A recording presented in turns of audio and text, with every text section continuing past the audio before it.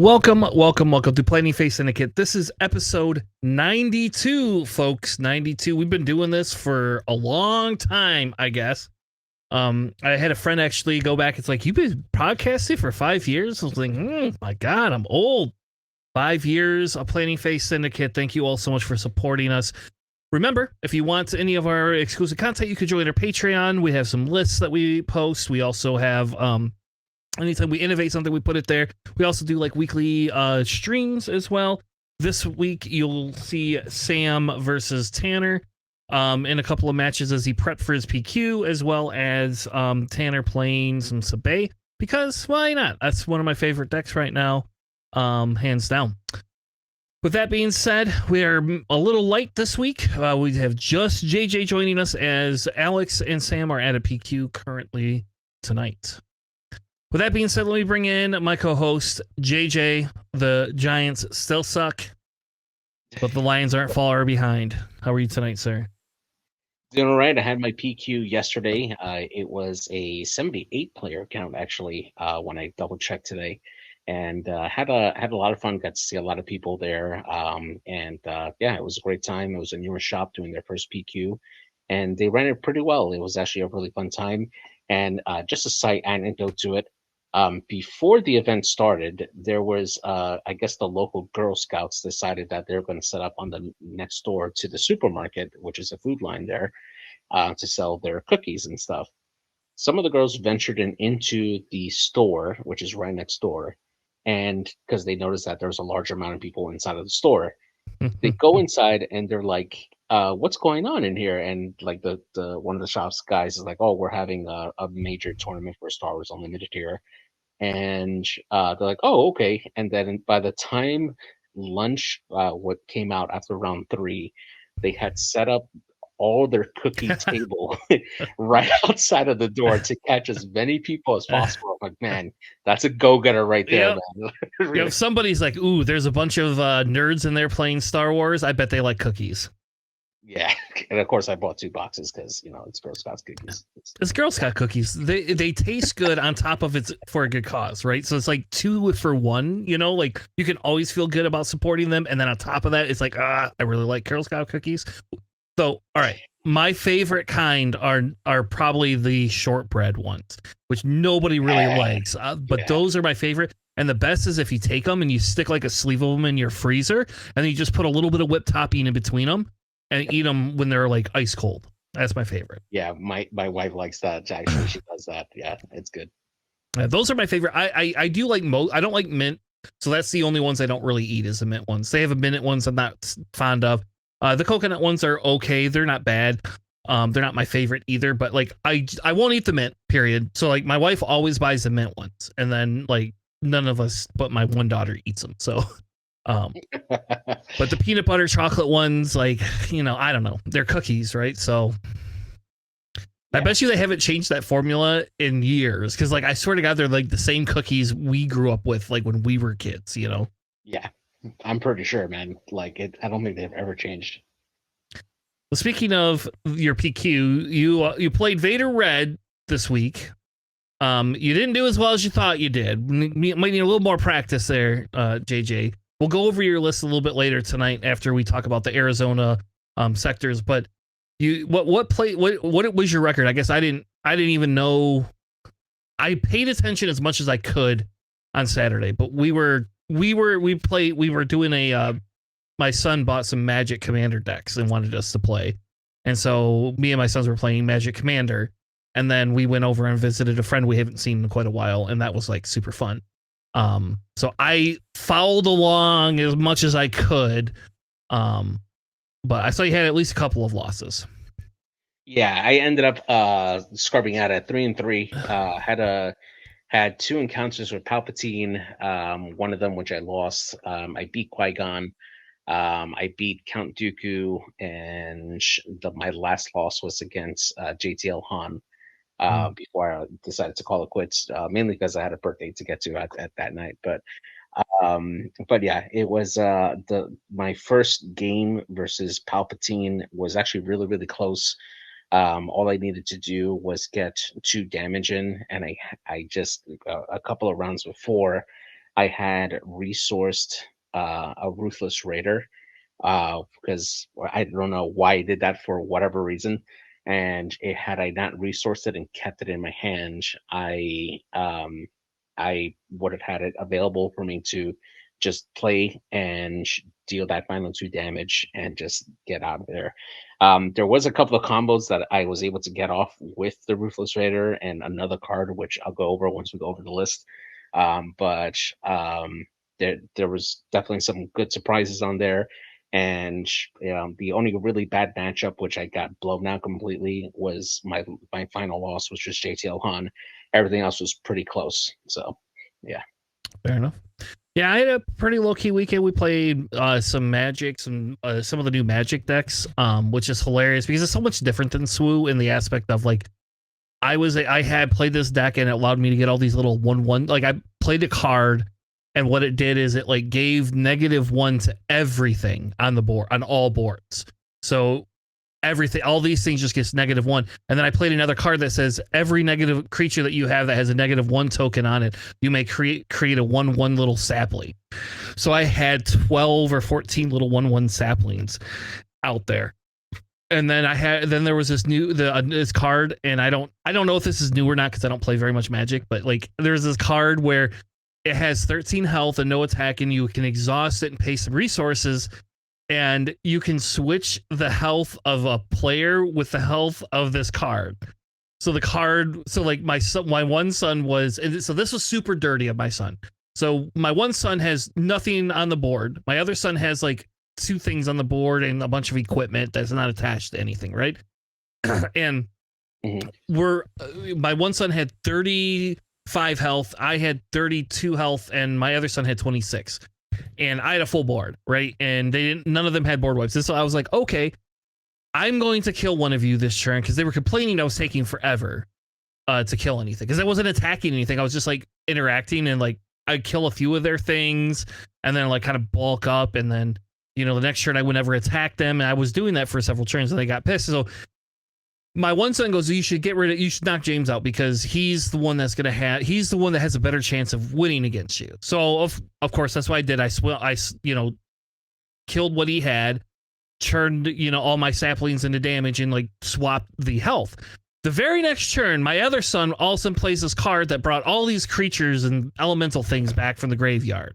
And I was like, God damn it. Like, he's like, oh, it's called politicking. And I'm like, you motherfucker, you just didn't want, I could have killed you, and you were obviously less of a threat, or more of a threat than James was, because you had that card in hand and you knew it. Still won, but it then became a little bit harder. But the leader I was playing, or whatever they call them, the commander, my son got it for me because he thought it was like a Palpatine. And basically what it does is anything that has a 1/1 token on it, like a -1 token, when that unit dies, you get control of it. So it's pretty sweet. Like that part, I was like, all right, this is definitely like Palpatine. Yeah. I'll play that, play some Riftbound too, played a little bit more of my Ari deck. That was pretty fun. I do enjoy Ari, so.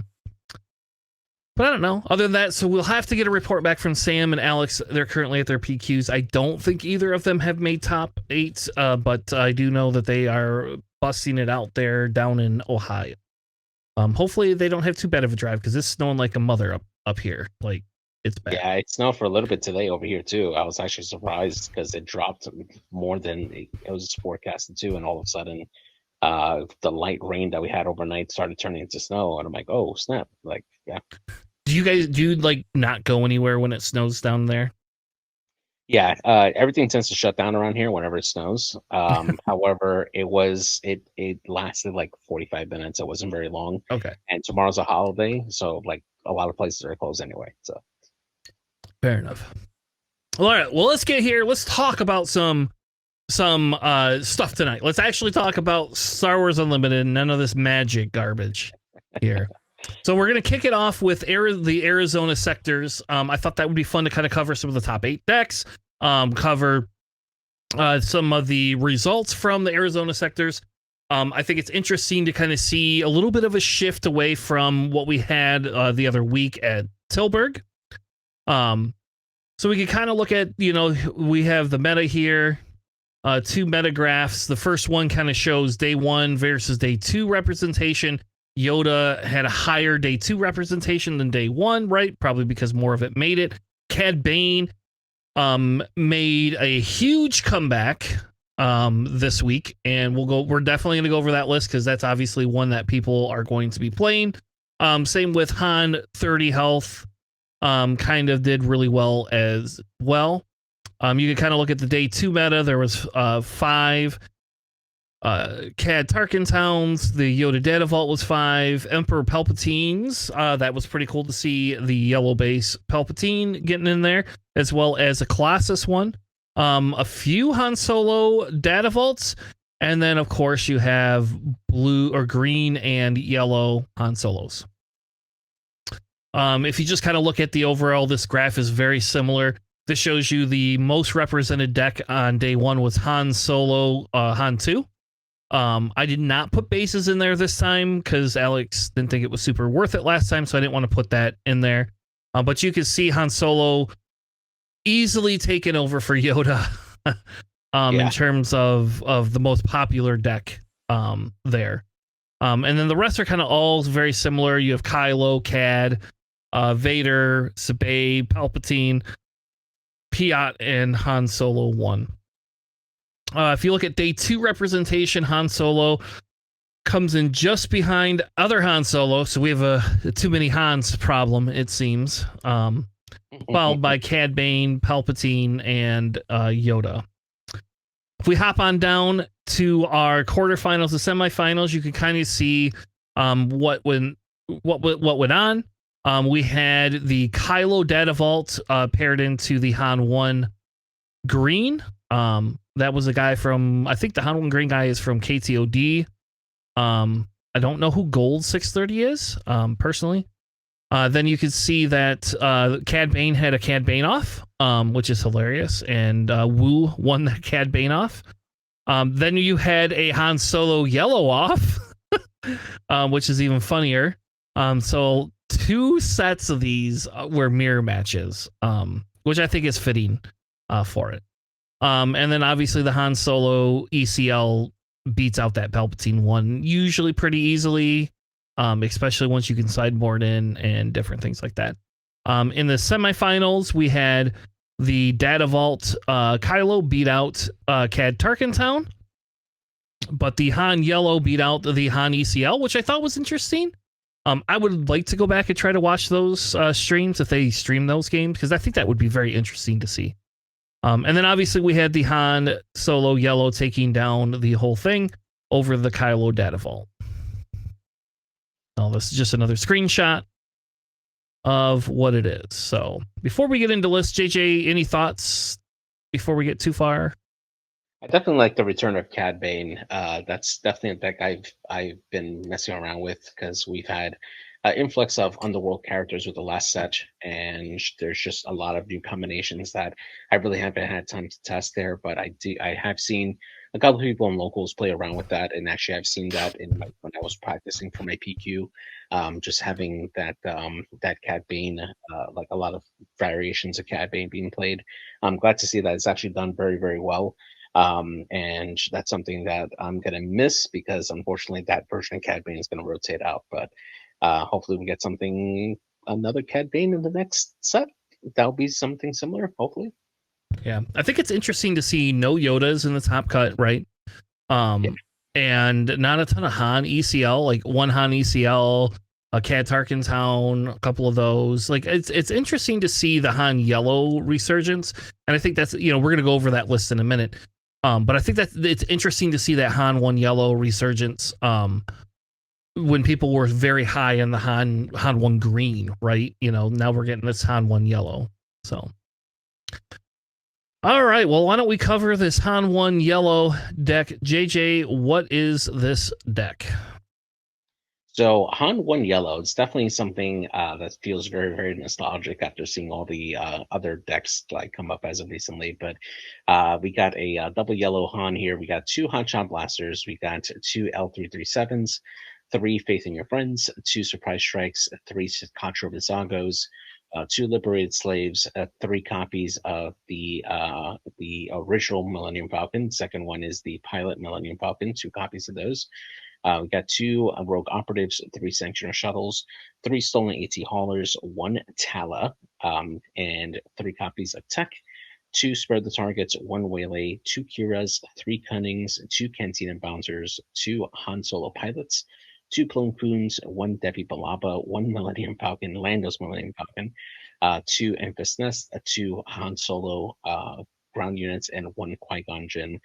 This is very much my field for like building decks. Great. We got 1 Confiscate, 1 Bamboozle, 2 Spark of the Rebellions, 2 Bodies, 1 additional Tala, 1 Blue Ace, and 1 additional Qui-Gon Jinn to round off the list there.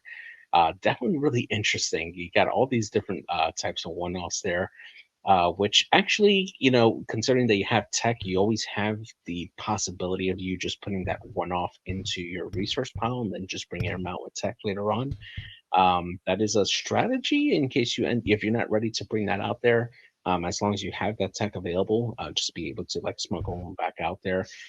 But you have a pretty strong space presence that you can really build off on with Han. And then if your opponent can't really take care of that, then you got the strong swing on the ground between Deppy and Plo and the other Han Solo on there. Definitely really, really interesting list. I like this one a lot. Yeah, I'm a little weirded out with the 1 waylay and the 2 spare the targets, right? Like, just have 3 spare the targets. I guess I'm a little confused why you would have 2 and 1. I don't know. I guess I don't understand that piece, because the spare the target really benefits that faith in your friends quite a bit. Yeah.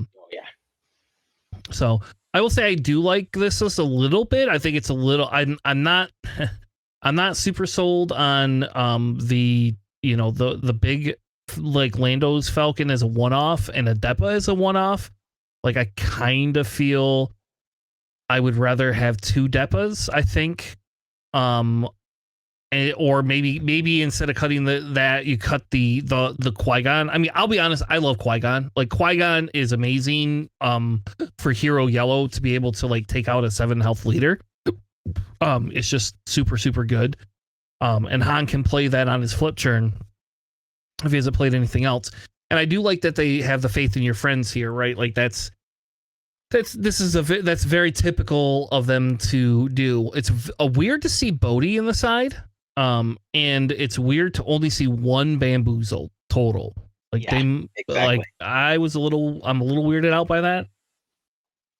I mean, you have that in reserve in case you face like a pilot heavy deck like Boba or like a Vader, but only having 1, it's weird. Yeah. I do like the deck. I think Han Yellow, people have been very high on that Han 1 green and had kind of slept on this a little bit. And like, I think this fits better than the Sabay Yellow. I still think Sabay Tarkentown might be a little bit better than this, but the Sabay Yellow has a struggle compared to this because this Han can ramp, right? Like, this is the ramp Han. Yeah. And it is funny to see that, faith in your friends. I'm a little surprised there's not a few more cheaper cards in there as well to maybe move it over the edge. And I also think that they should have, like, if they want a one-off card, they should put a one-off Chewbacca in. That's what they should do. Nobody would expect a one-off Chewbacca. Not that you want to pay 7 for it or 5 if you're piloting, but still, a one-off Chewbacca would be absolutely hilarious. Yeah, for sure. But pretty cool deck. Like I said, I think this will definitely be something people are going to see a move to, because people have played this deck before. So, all right. The next deck we have is a Kylo Data Vault. Came in 2nd place. Probably very similar to the one we talked about last week, but I'll go ahead and go over it anyway.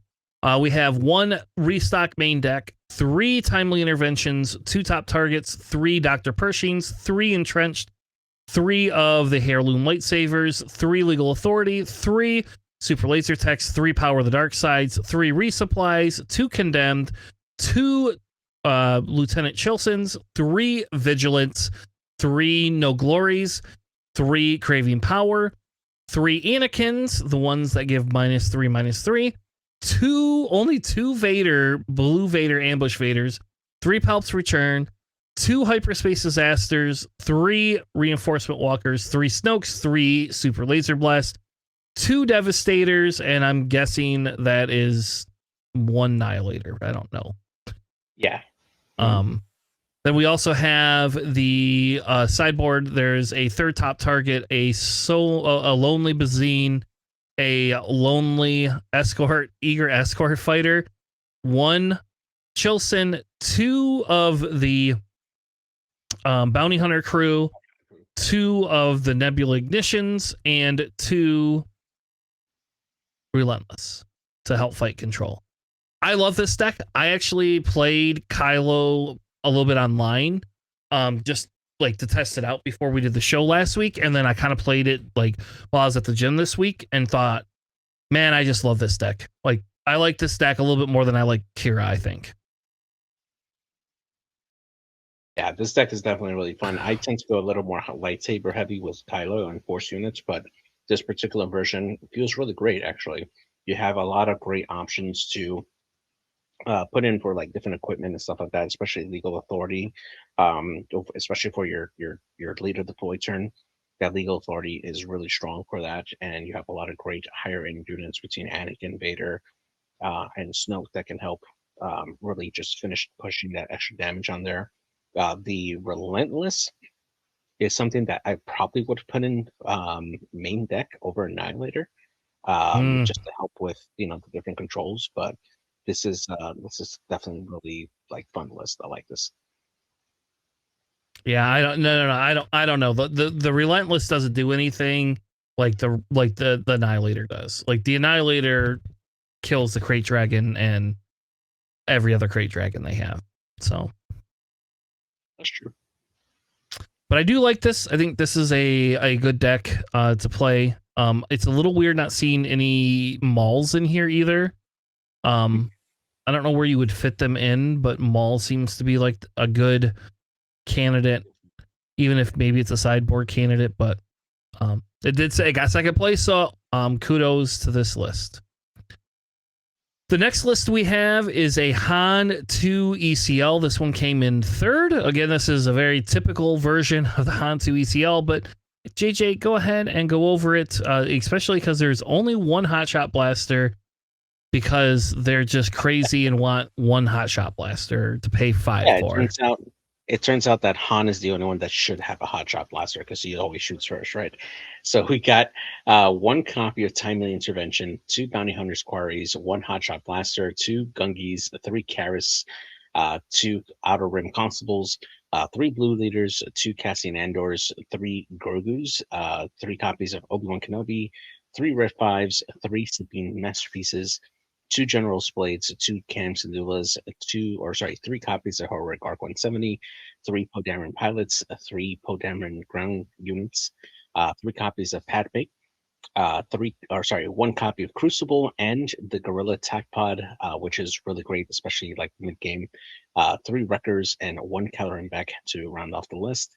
And the sideboard, we have a second Gorilla Attack Pod. We have 2 Corellian Hounds, 3 Modded Cohorts, 2 Disabling Fangfighters, and 3 Grease Squadron A-Wings to finish off the list there. This actually feels a lot more higher end in terms of like, their bigger units towards the end than most Han, most Han decks feel. I get that you're trying to get Grogu out first to, keep on pushing up that 2 damage constantly so that we can constantly spam out some of the other units that you have on there. You do have some upgrade hate with the Constable out there that helps you take care of, other enemy pilots and stuff, or enemy lightsabers. So you do have some utility for that. But yeah, this is definitely an interesting variation of this list, just for like that starting hand, right? Just seeing just kind of lower numbers on the lower cost units and more higher end units on this end here. So yeah. Yeah, I like it a little bit. I think it's a little weird only having, like all these weird one-offs. I don't get it. I am excited to see the General's Blades go down. and have less of them, just because I think, like, to me, that feels like that's a smarter call, especially with people running around with Confiscate and stuff. Yeah. So I do like that. The Corellian Hounds is a nice touch in the side. That's something we have not seen a lot of people run, but it does make sense, right? You know, like against control decks, you could just play that out if you run into a control deck. So seems pretty good. All right, let's move on to the fourth place. This is the Cad Tarkin's Hound. This is the Weenies edition that was so popular before and is now back. We have 3 Criminal Muscle, 3 Death Star Stormtroopers, 3 Greedos, 3 Guavian Antagonizers, 3 Reckless Gunslingers, 3 McClunkies, 3 Hotshot Blasters, 2 Gardenians. How do you say that guy's name? Garridans. 2 Garridans, 2 Force Choke, 2 Surprise Strike, 2 Bobas, 3 of the, I don't know what droid that is, but Hunter Assassin droid, 2 Mist Hunters, 3 AT Haulers, 3 Waylay, 1 Sudden Ferocity, 3 Forloms, 1 IG 2000, 3 Zuckuses, and 2 Ruthless Raiders. In the side, you have the 3rd Garden, 2 No Glory, no Glory, Jesus Christ. No, whatever that, the card that exhausts everything. Yes. Yeah, no good to me dead. Yeah. 1 Sneak Attack, 2 Disabling Fang Fighters, a 2nd IG 2000, the 3rd Ruthless Raider, and 2 Red Devastators. Yeah, those are good. So this is the Weenies deck. Little bit of removal. Mainly, it's just I'm going to go fast, put things down. I'm going to draw cards with Mist Hunter. The AT Haulers are a little bit newer of a touch, I think. We haven't seen a lot of those before. So that's kind of new. I don't know. What do you think, JJ? I'm actually impressed by the amount of Imperial units on this deck. Typically you see, Cad Bane decks just go like really like all in on the world, but it makes sense to have a one cost Imperial unit, right, to help supplement your 1 drops between Greedo and the Criminal Muscle and the Antagonizer. And also Garridan is really strong for the plot turn whenever you deploy Cad Bane. You can essentially on your turn deploy something for the effect for Cad Bane, and then you can deploy Cad Bane and then get that extra damage off there as well. Really good way to just pump extra damage out on that turn. And then of course you have your standard fare between the Mist Hunter to help supplement that additional draw whenever you're if you've played bounty hunters out there. You have plenty of support between Forlom and Zuckuss. Those are a great combo on there. And then Ruthless Raider, even though it's not an underworld unit, just doing that extra 2 damage on something that's probably already damaged with everything else. Just a really good way to finish off like units there. So I like this list a lot. It's good. Yeah, and I think this list can become prominent. So if your deck cannot counter this list in any way, shape, or form, you should watch out. My belief is this is going to be very similar to what Ray Tan is running at the Ohio PQ, and I think a lot of people will be on this. Like I said, the AT Haulers is kind of a little bit newer, but it makes sense, right? It is not Underworld though, so it's just a little bit different scene, not Underworld. That not as an Underworld. But yeah. All right, the next list. So we skipped a few of them because if you kind of go back up and we look at some of the lists, we then have another Han 1 yellow. So I kind of skipped it because we already went over it. Just as I'm going to skip list 7, just because it's a Cad Bane Tarkin Town, and we don't need to go over duplicate lists. But the next one we have is a Han 1 green. Very spicy compared to what we're used to seeing, a lot lower to the ground. JJ, what is this deck? Yeah, so we got the correct amount of Hotshot Blasters. We got 3 Hotshot Blasters, 3 L337s, 2 Luke Skywalker pilots, 2 Surprise Strikes, 3 Blue Leaders, 3 of the Millennium Falcon, the ambush one, 3 of the pilot Millennium Falcons, 3 Obi-Wan Kenobis, 3 stolen ET haulers, 1 tech, just 1 copy of tech, 3 resupplies, 3 waylays, 2 Captain Typhos, 3 Chewbacca pilots, 3 Han Solo pilots, 3 Landos Millennium Falcons, 2 Enfys Nest, 2 Han Solos, 3 Kylo Becks, and 1 U-wing reinforcement. And then in the sideboard, we have 2 copies of Confiscates, 2 Bamboozles, a 3rd Surprise Strike, 1 Cunning, 1 copy of Kira, 2 Plo Koons, and 1 additional U-wing reinforcement. And I gotta say, it's an interesting blend of like low to the ground units that you can get on first turn, and then adding in a resupply to then start ramping them for some of the bigger units between the Falcon and Enfys Nest and Han Solo and Kylo Beck. And I get why, right? Because Kylo Beck definitely wants to take advantage of some of the lower units that you have in your deck, and then Ewing reinforcement as well helps out with that. So it's like interesting to have like a lot of low end, and then it just jumps to like higher end stuff, and then the pilots that you could put on those ships kind of are the in between. So it definitely like varies a lot, and I like it a lot. It's good. It's fun. Yeah, this deck is very low to the ground compared to what we're used to seeing. The 1 Cunning in the sideboard is spicy, obviously.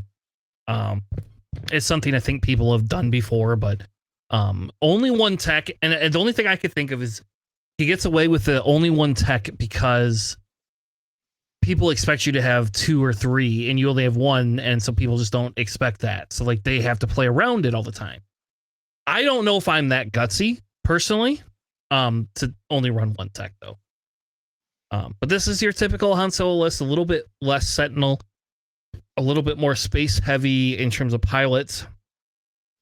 It makes sense with like the U-wing reinforcement not using that as heavily, because you're just trying to aggro their base and win before anything can happen.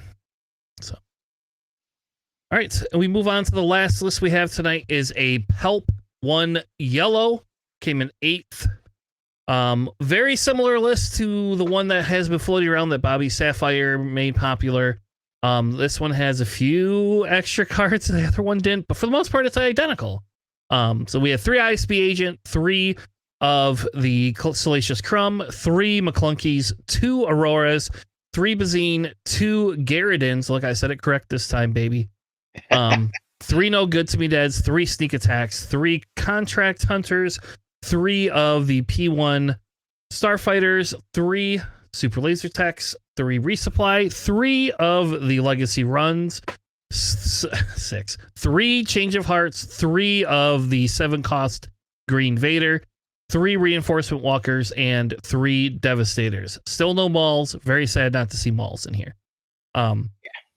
Sideboard, they have the 2 Confiscates, 2 of the Eager Escort Fighters, 2 Frozen and Carbonites, 2 Slime Moors, not the blue one, the yellow one. I don't even know what that one does. And then 2 of the Relentless in there for control.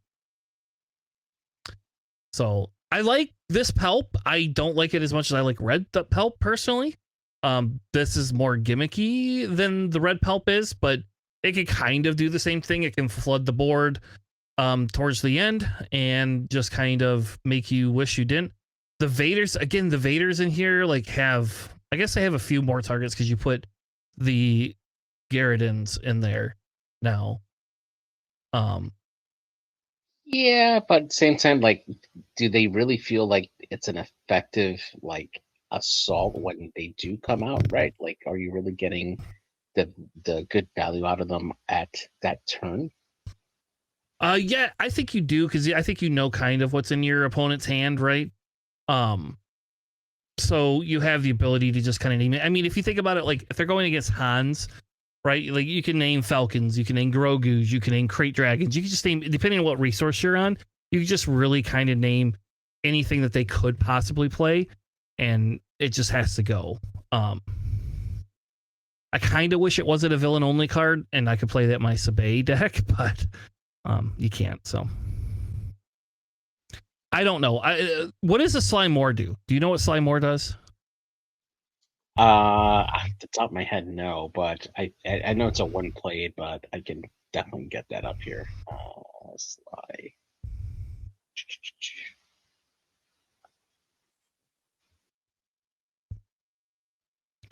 I So got it. one played, take control of an enemy token unit and ready it. Yeah, I mean that could be useful, especially since there's a lot of like decks that still use like spy tokens and stuff. If you're going against like an enemy Padme, taking away one of those spy tokens is pretty detrimental.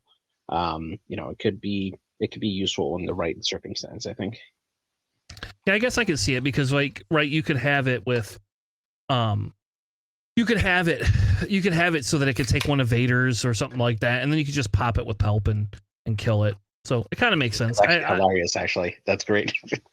Yeah, like I could see that. That's it makes sense because that's kind of what you do with Change of Heart most of the time.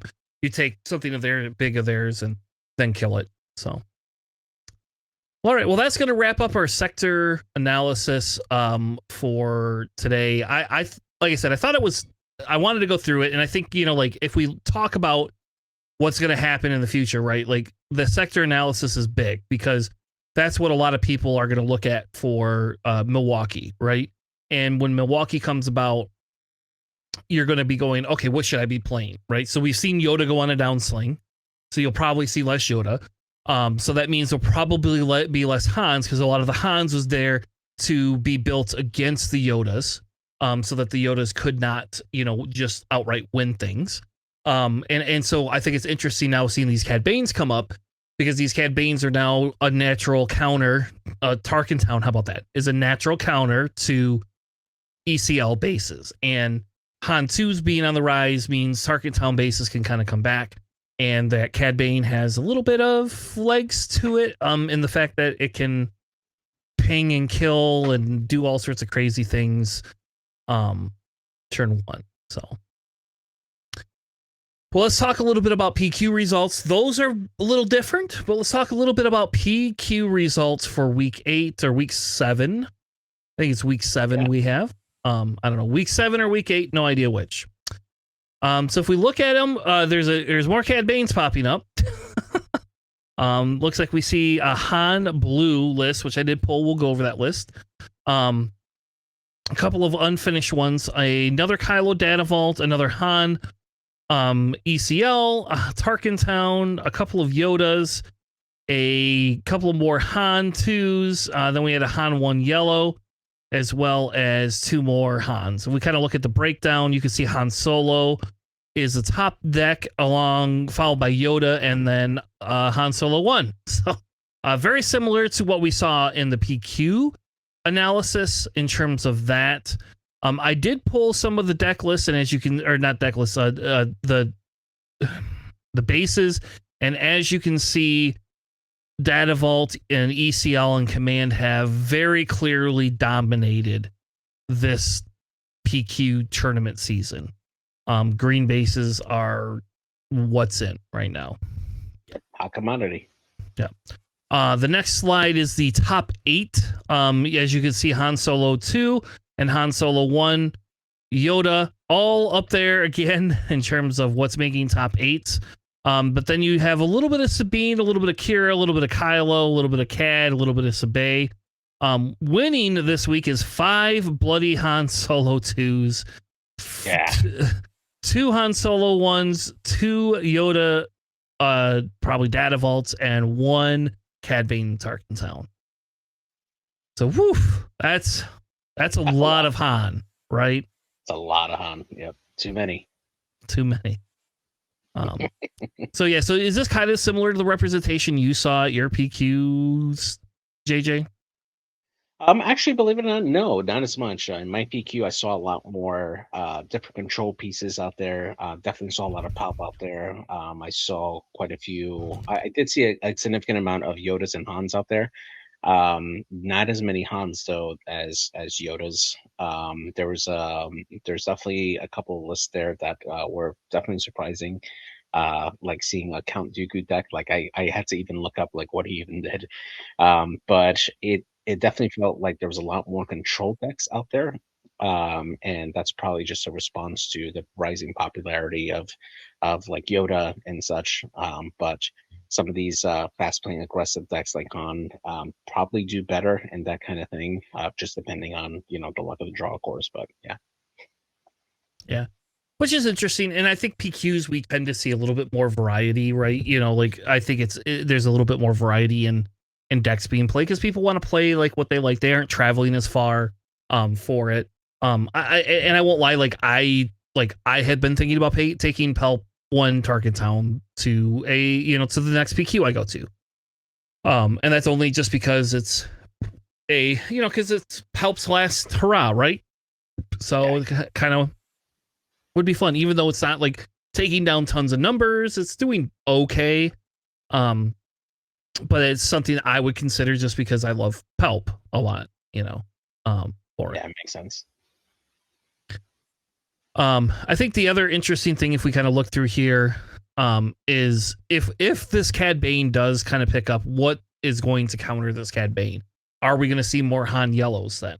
Like, is that like a good counter to the Cad Bane Weenies deck? Because you can exhaust multiple things and they can't really strip your hand and they can't kill anything turn 1 as easily because Han has to ramp first. And if Han ramps and they just pass, does Han just claim? I don't know the answer to that. I'm just ruminizing. There's also cure decks as well, that don't necessarily need to have units out on the board. They just need to just control as much as possible. That's something that could end up coming up as a result as a counter to CAD.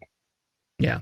And the question then becomes is can like the Deidre blue similar deck that Duncan ran, like can something like that or anything with Call of Wars in it? Like is Call of War going to become like this big card that people can play now? Because I mean, if you play Cad Weenies, I just play Call of War turn 2 and so be it.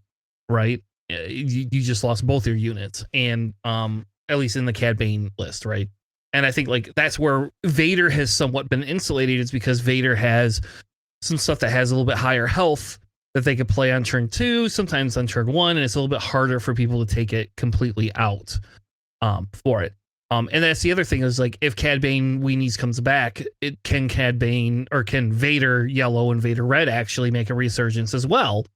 Because they can easily race with Cad, and Cad doesn't have Sentinels, and Cad has to use McClunkies early, but they don't have the top end. So if they don't get their Ruthless Raiders or their Forloms or their Zuckuses down, it's a lot harder. And Vader can just no good to me dead him. They can open fire him. You could play Call of War in your deck.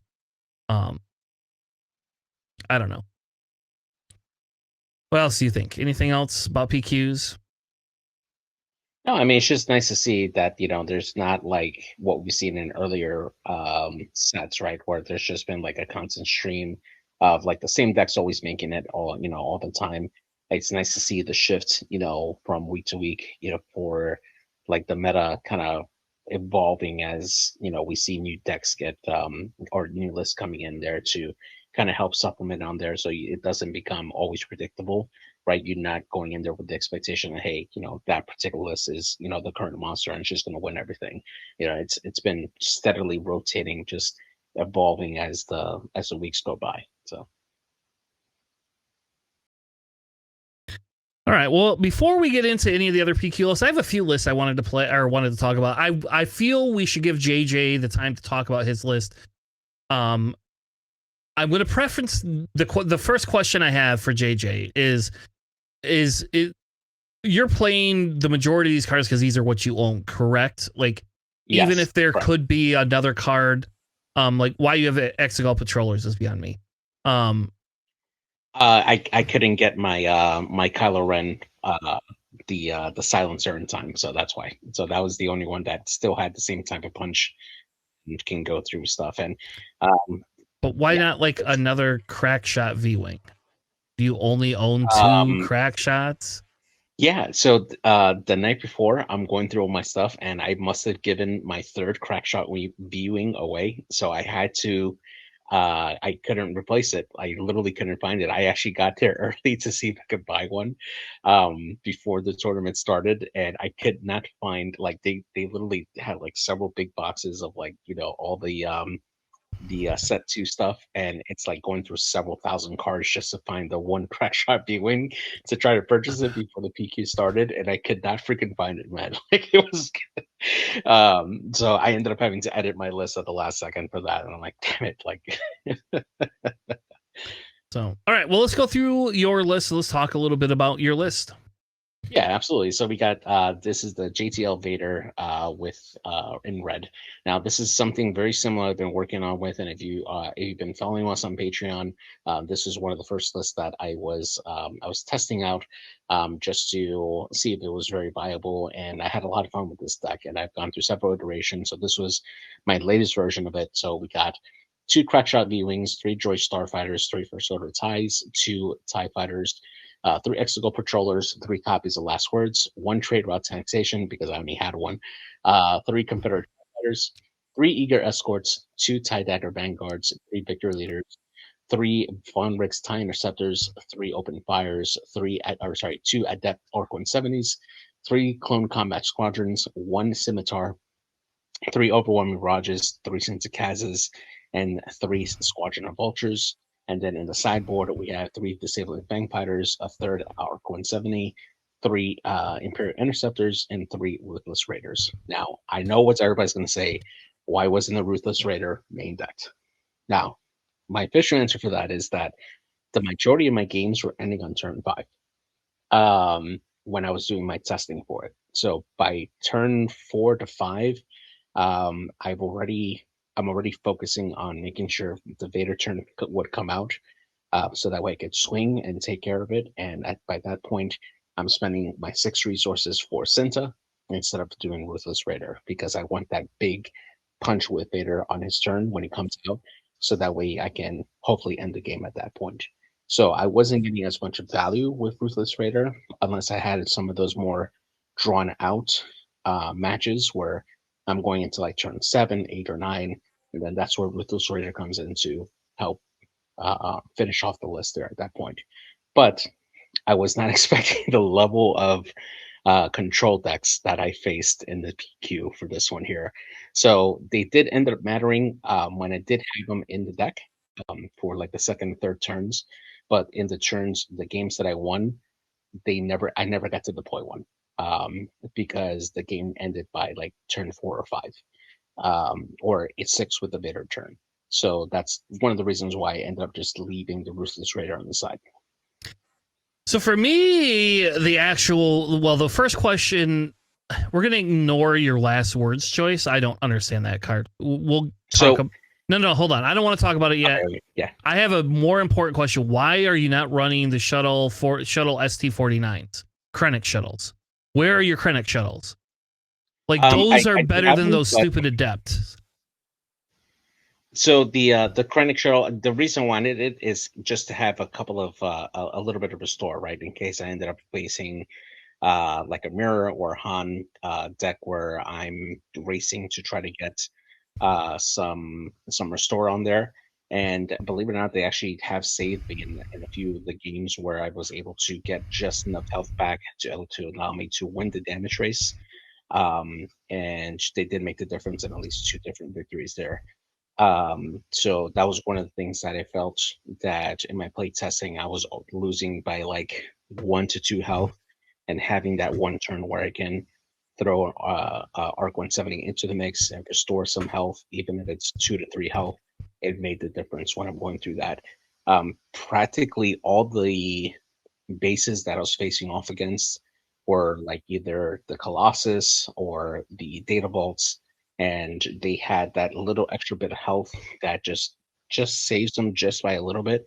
So in order for me to do that without having to change my base, was having just a little bit of restore, which did end up helping in those victories. That seems crazy. Like that shuttle, the ST-49 shuttle, is amazing. You could steal token upgrades. You could shield it.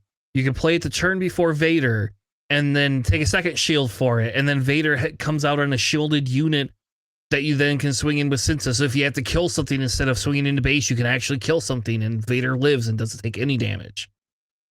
Believe it or not, I mean, I get that, right? But I don't think I faced, with the exception of my final game, which was against JTL Han, I didn't face anything that had any significant space force. Like I'll get maybe a ship or two, or like I'll have Palpatine steal one of my ships, usually the Clone Combat Squadron, which died immediately.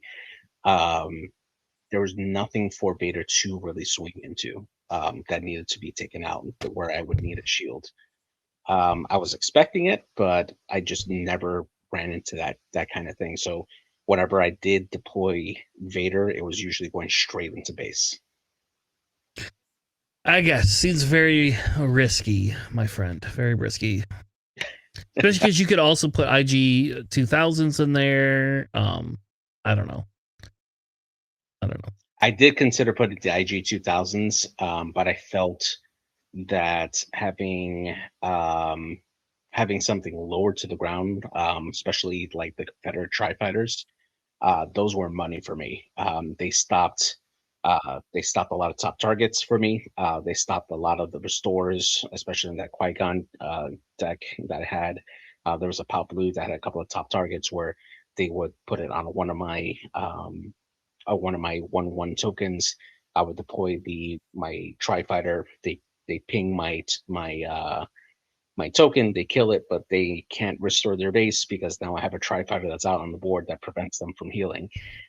So like that piece there was really, really good. Like I enjoyed that a lot. Yeah, I don't know. I guess you're crazy. Like the crazy part is you have 11 one drops and that's it. Like I run 14 to 16 in my Vader yellow deck. Yeah. I don't know. So tell us about Last Words. Why in God's green earth did you bother to give that a main deck spot of all things? So two very important units that I wanted to protect. That is Victor Leader and Rex Time Interceptor. Okay, Now, the tell reason us why what that card does first. So, last word reads: if a friendly unit is defeated this turn, give 2 experience tokens to a unit. So, in the case of Palp, that's probably where it worked out the best for me. I was able to give Victor Leader, or in another case, Von Rex Time Interceptor, those 2 experience tokens. That gets them out of range for open fire, so they can survive that open fire shot. And the other part is for the turn where they deploy Snoke. They have enough to still do damage. Now for Von Rex Interceptor, this is a little more prominent because now that it has 5 attack, it gains that overwhelm. And then if I happen to deploy like Vader, or if it gets like another last words, it gets that raid +1, which on the if I have an experienced Von Rex Interceptor and now I'm dropping and I have a Victor Leader on there, it's doing 7 damage by itself. I put Vader on it, now it becomes a 12/12, doing 13 damage on the swing, and it does a lot of damage on that big turn. And then it gets even better if you start doing like Overwhelming Barrage on it. Your opponent has to focus that down. And if I can spread out the damage a little bit, like they can either have to choose to shoot down my Victor Leader, which buffs all my other tokens, or again my big fighter with Von Reg, and they have to deal with both of them. And if they can't do anything with it, I'm usually winning by turn 4 or 5. So it's pretty big. I guess I do not like that card. I feel you could just play the pilot, the 2-cost pilot. Well, it's a 3-cost, but 2-cost pilot that gives you an experience token out, or you could play the other tie that gives an experience token out. Victor 2 and Victor 3 is what you're referring to. You could play one of those, yeah. I don't know. Like I don't like pilots either, but Invader, but I mean like that's a very, I guess something's dying almost all the time in your deck, so I guess it's not like it's never not online. But it just it's weird. It's weird. It's a weird call. I mean, I guess it's a good meta call. Yeah, I mean, for me, it's the last words had enabled me to have my bond reg survive a snow turn, which it gets reduced down to 1. Now it comes back up to a 3. I can deploy Vader on there, and then on the following turn do an overwhelming barrage and kill the Snoke. And I was able to do that at least 3 separate times, which was huge because that allowed me to get back into the game and finish off the base when I needed to. So that definitely was those were key turns for me. Being able to kill out the Snoke. Crazy. All right, That, well let's move on to Duncan Howard's deck. His was the number 2 deck. A Deidre blue 30 health, not the Colossus that I play. Very similar type deck, except for it's more of a soft control, goes for units, than trying to play the hard control variant. And there's a high probability I might just try this out and see how well this does, because maybe it's something I would play. I am very suspicious he has zero of the Call of Wars in here, which is crazy to me. Just crazy.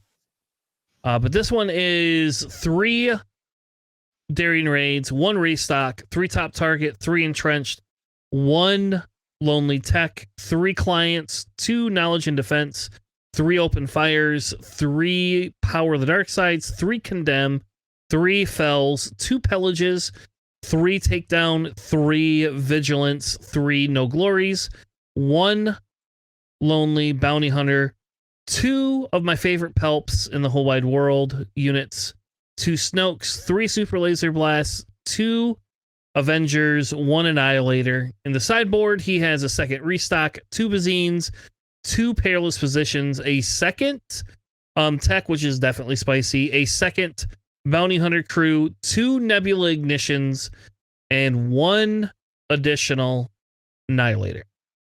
Now, I would run the 2nd Annihilator main deck, period, hands down. That's what I would just run, the 51 cards, and I would run that. I would also play Let's Call It War instead of the Open Fires. But that's just me. That's just because I play a more aggro meta. And in a more aggro meta, I don't need that extra damage reach all the time. So it's a little bit easier to not have to do that. And then I would also, instead of the Nebula Ignitions, I would probably have 2 of those be Hyperspace Disasters instead. But other than that, I think this is a very solid deck. I enjoy playing Deidre Hard Control. I will be very sad when this deck is going to be rotated, because I won't be able to play this cards anymore. But I do love Deidre a lot. You didn't have to face this, did you, JJ? No, I did not, unfortunately. I'm kind of glad though, because Deidre eats alive my my tokens and stuff. Well, it depends, because I mean, if you can just let him draw cards and let him race. I mean, what is he going to do? Flip on the ground with your non-ground units? Like, he can't flip. It doesn't do anything for him to flip unless you play. I don't. Did you even have any ground units? You don't even have any ground units. Yeah. So you have Cinta. You have your Cintas. Yep. Yeah. Okay. So there you go. You have your Cinta casts, but by then it's probably too late. I don't think you have a problem with this deck as long as you can start 2 once. Yeah, exactly. And that's been the case too when I was playtesting against this Deidre. Starting off with the 2 1-drops really helps there. But when I don't get that, if I have a bad draw in the beginning, that's where it gets a little dicey. But yeah, pretty much. Yeah, I like this deck. This might be something I take to the PQ too. I do genuinely like Deidre a lot. So all right, so let's move on. We already covered JTL. Why don't you tell us about this Han 1 Blue Force deck? We're seeing this is a little bit of a resurgence. People playing some Han 1 Blue Force, kind of cool. Yeah, it does not like Vader, and does not like Kira, and does not like all sorts of things, but it does genuinely like a lot of it does like a lot of other mid-range decks because it can eat them. Yeah, absolutely. So this is definitely really something unique I haven't seen before. So this is Han Solo with the Shattered Undercity force base there, the one that provides you a force whenever a friendly force units attack. So it has 3 Hotshot Blasters, 1 L337, 1 No Good to Me Deads, 3 Ezra Bridgers, 3 of the original Millennium Falcon, 3 Techs, 3 Venestra cards, 3 Yodas, 2 Power of the Dark Sides off aspects, which is wild.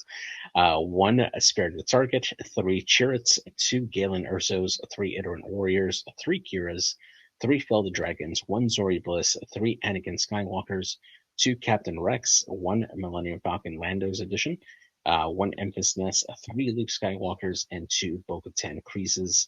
And then in the sideboard here, we have 2 Bamboozles, 2 Blue Aces, 1 additional Captain Rex and Empress Nest, 3 Hyperspace Disasters, and 1 Qui-Gon Jinn to round off the list there. Definitely really interesting. I mean, you have a good blend of different cards, which are like the standard fare for Han between the techs, and then of course your standard hotshot blasters and stuff. But then you can make that swerve to have Yoda, Galen, or Yoda, Chirrut, Ezra, those low cost force units, which allow you to get the force on there. And then having Chirrut use the force as a sentinel to help reduce the amount of damage that's coming in. Really, really nice to put a little bit of a block on the ground there. Running the power of the dark side off aspect is wild, but hey, I mean, I guess that definitely could affect stuff whenever you need to, especially if you help controlling the ground pretty well with all these other units there, and ramping up all the way to Bo-Katan Kryze. I can tell you how many times Bo-Katan has wrecked my bigger list. As soon Oh as yeah, you just lose. wipe everything. Yeah, yeah. Yep. There's But nothing you can do for at that point. You just concede the game and ask the guy to buy you a beer. That's what I yeah, would do. exactly. Yep. Yeah. I like this list. Like, I think I'm a little out on the. This is probably a little out of my. I don't like the power of the dark sides at all. I think that's silly. I understand for the Anakin, you're just trying to get off the thing. I don't. I don't like that. But outside of that, like, I love this list. I love the Bo-Katan additions, obviously. I'm a little bit it's funny because the force units are more at the beginning versus the end, but then Sam and I were talking about his Yoda red force list as well. And like very similar thing. Like he has less force units than you would normally think are in a force list. And if you think about it, like really all you care about is, you have the Ezras and the Venestras and the Churrits, right? And the idiot warrior or the internet warriors or whatever we can call them, the itinerant warriors. But but like the list itself, it's just, I don't know, it's just so good. Like I just love it. I love this list. I think this is a fun list to play, and I like that it's a different variant of Han that not a lot of people are running. So all right, the last list I have for us tonight, and I know it's a little shorter of an episode, but we might do a secondary episode this week. But I wanted to cover this list again. I'm going to let JJ cover this list because it has his favorite card in it. I love this list. I'm just so you know, like I actually still have this third sister. Mine's a little bit different than this, but I have a third sister sleeved up. I love third sister. I don't want this list to rotate. I love this list so much. So JJ, what is this list? So we got third sister here with yellow base here. We got 3 Hunshot Blasters, 3 Aura Stings, 3 Kylo Ren's TIE Silencers, 2 copies of the Outer Ring Constables, 2 Warrior Clan Dojo, 2 Breaking Ins, 3 copies of Sneak Attack and Surprise Strike, 3 Droid Missile Platforms, 3 Crab Droids, 3 Shinhatsis, 3 Stolen AT Haulers, 2 Waylays, 3 Forlums, 3 Quinlan Bosses, 2 FN Troopers, 3 Suckuses, 3 Ruthless Raiders, and then to round off the list, 2 Devastators. On the sideboard, we have a third Devastator, we have 2 Changer Hearts, 2 Outmaneuvers, 3 Lurking TIE Phantoms, and 2 of the Fang Fighters on the side there. It is actually really nice to see this particular setup because having the ability to use Third Sister's ability to give some of these units hidden is actually really nice because it gives you agency to choose when you want them to trigger their abilities, specifically like the droid missile platform that does that indirect damage when it goes out, or the stolen AT hauler, for instance. If you don't want that to go out as quickly, you want to keep on putting out damage with it when you need to. Being able to give it hidden when it comes out is actually really nice. So you could get some use for it. I like it a lot. It's pretty nice. And then on top of that, Quinlan Voss is the secret sauce, I would think, on this, because it is really easy to give it extra power between the surprise strike, or the FN Trooper flip, or when you play it, just being able to give that experience token to him gives it a nice a nice extra boost of damage there. And then if you happen to use Third Sister's ability to give it hidden, just helps you set that up for the following turn. So it's good. Yeah, I think my only critique would be I would drop a Quinlan Voss. I would add 2 Dryden Vosses. Yeah. Because I love Dryden Voss. Dryden Voss is one of my favorite. I would swap the surprise strike and the breaking in numbers, and I would have 3 breaking ins and 2 surprise strikes. I would drop one of the sneak attacks. Personally, I would drop one of the sneak attacks down, and then that would allow me, that obviously allows me to play that extra Dryden. And maybe the sneak attack, the third sneak attack goes in the side. I don't know. I don't think you need a third Devastator in the side. You could probably put that third sneak attack in there. And that's probably how I would run that list.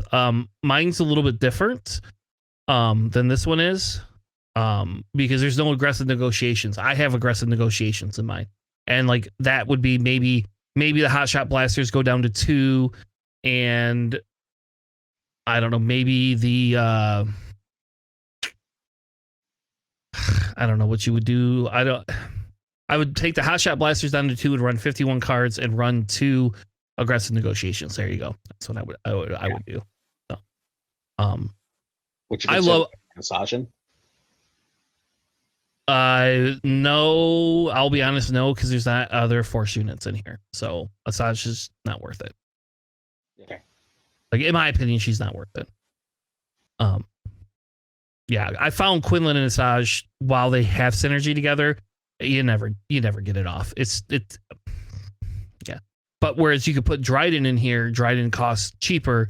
Dryden can have a hotshot blaster or a breaking in or a surprise strike added to him, and he just does all sorts of damage. And I would actually be tempted to try those squadron things, right? That you had in yours. I wonder if like you could play that in this. Probably not. You probably can't. You probably can't do that. But I don't know. I like this list. I mean, I absolutely would consider it, especially with the when defeated abilities for the Ruthless Raider and the Droid platform. I could tell you from experience being able to choose when I can pull out a Ruthless Raider, do its damage there, and if it's close to me like winning the game, to just exploit my Ruthless Raider just to do extra 2 damage out, it's absolutely worth it to have that trigger. So that's a Pelp move, by the way. We do that in Red Pelp, baby. Yeah, it's so good. So good. Well, all right. Well, thank you all so much for joining us tonight. I know it was a little bit shorter of an episode. As we sign off, though, I have one last thing. Well, I have 2 last things. All right. I'll do the tech stuff first. If you haven't joined us on Patreon, Discord, or on YouTube, make sure you hit that like and subscribe button. We need to hit 1,000 subscribers on YouTube. Please, please, please encourage your friends and everybody to do it. When we get close to that when we hit 1,000 subscribers, I will have another giveaway that I will do for the stream as well. So if we can hit those 1,000 subscribers, we'll give away one of JJ's toys in the background that he has there.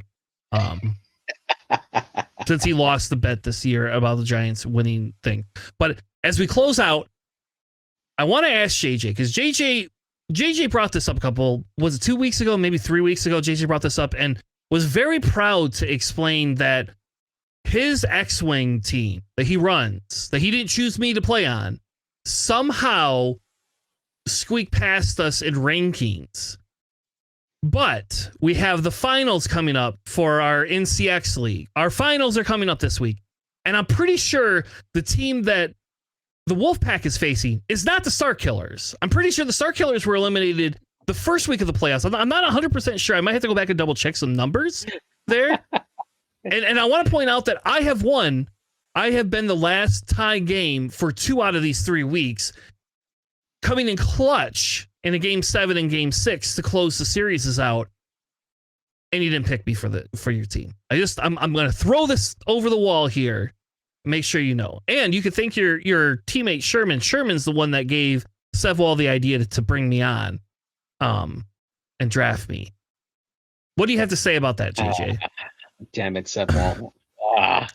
So I did try to trade for you, man. I just want you to know. But you know what?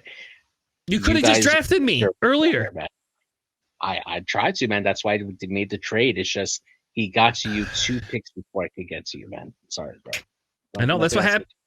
That's what happens when you draft 2 other people and ahead of me. You know, I mean, you had 2 chances to draft me before that. You passed on me twice. So just gonna throw that little curveball over there. Make sure you know our team is still in the finals this week. Go Wolfpack, baby. We're gonna take it down. So heck yeah, man. Take it down. Right. Anyway, enough X-Wing stuff. Sorry, folks, if you aren't here for the X-Wing. I got a little excited because our team's in the finals. And I can finally say, after 9 seasons, I'm on a team in the finals, because I don't think I may have been on a team in the finals yet. So it is exciting. But with that being said, thank you all so much for joining Plenty Face Syndicate. Like I said, we may have a spoiler. We might do a spoiler cast in a couple of days. I don't know. It kind of depends on what's going on in everybody's life. But thank you all. Have a good night, and we'll see you on the Flippity Flop. Have a good night, everybody.